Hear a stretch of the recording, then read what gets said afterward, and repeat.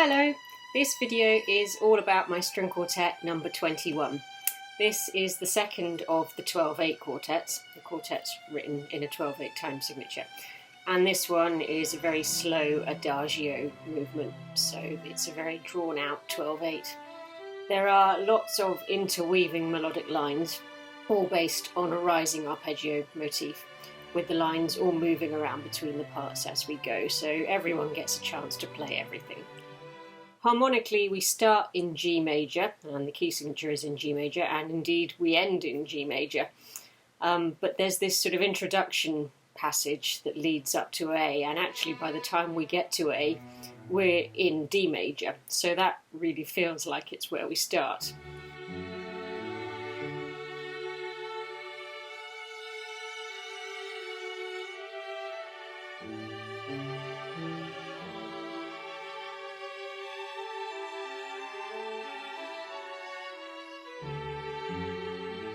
It moves around a bit through different keys as we go through the phrase, but then as we approach B, it's ready to resolve back into D major.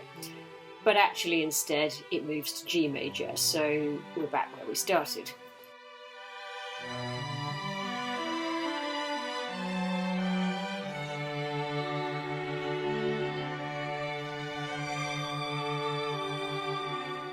But this then soon becomes G minor. And we don't settle there. There's a moment where it resolves into A minor, but it keeps on moving, and then it goes into F major.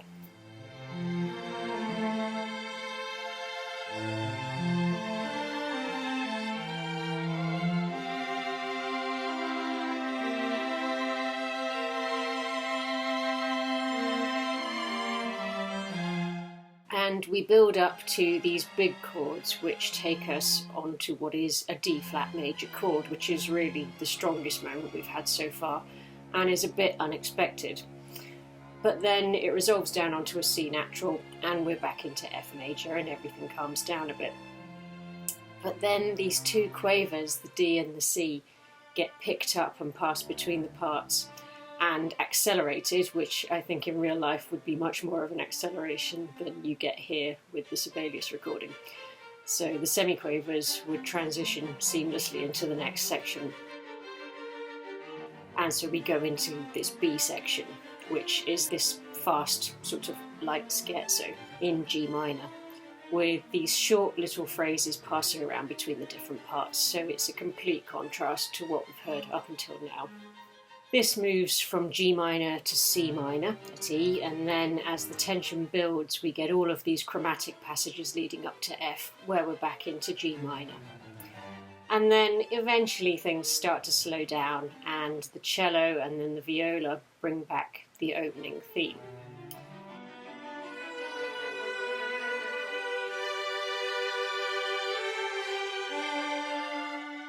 And this takes us back into G major and back into a recapitulation at G.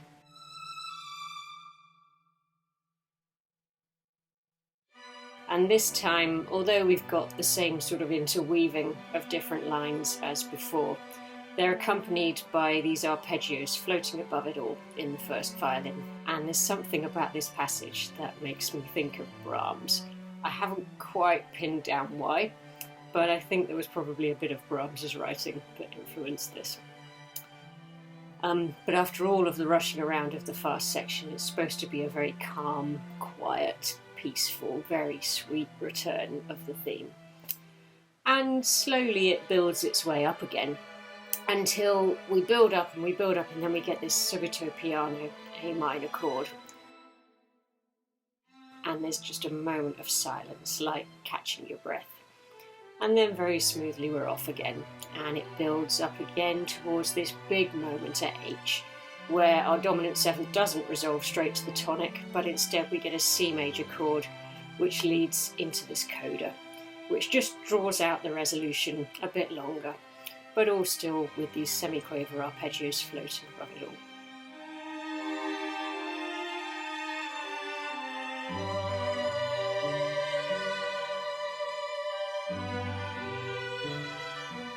Until eventually we get a restatement of the opening by the first violin, and it all comes to a close.